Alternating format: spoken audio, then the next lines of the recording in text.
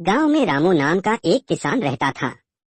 वह एक साधारण, परिश्रमी और ईमानदार व्यक्ति था।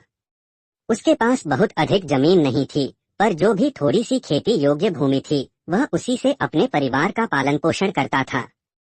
रामू हर दिन सूरज उगने से पहले उठता, बैलों को तैयार करता और खेतों में मेहनत करता। गर्मी हो या सर्दी, वह कभी अपने काम से पीछे नहीं हटता। रामू की पत्नी गीता भी बहुत मेहनती थी। वह घर का सारा काम संभालती और कभी कभी खेतों में रामू की मदद भी करती थी। उनका एक बेटा भी था, राजू, जो गांव के स्कूल में पढ़ता था। रामू चाहता था कि उसका बेटा पढ़ लिख कर बड़ा आदमी बने, ताकि उसे अपने पिता जैसी कठिन जिंदगी न जीनी पड़े। एक साल बारिश बहुत कम हुई। खेतों में फसल नहीं हो पाई और रामू के लिए परिवार चलाना मुश्किल हो गया। खाने के लिए भी अनाज की कमी हो गई। कई किसान गांव छोड़कर शहर चले गए, लेकिन रामू ने हार नहीं मानी। उसने ठान लिया कि वह गांव नहीं छोड़ेगा और अपनी मेहनत से हालात बदल कर दिखाएगा। रामू ने बारिश के पानी को इकट्ठा करने के लिए एक तालाब बनवाया।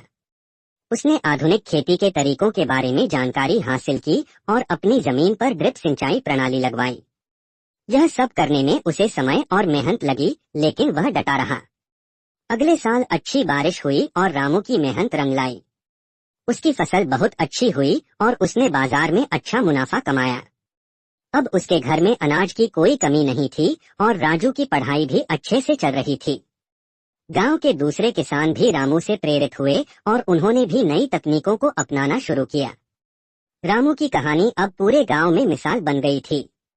वह एक साधारण किसान था, लेकिन उसकी सोच, मेहनत और विश्वास ने उसे खास बना दिया। उसने यह साबित कर दिया कि अगर इरादे मजबूत हों, तो किसी भी कठिनाई को पार किया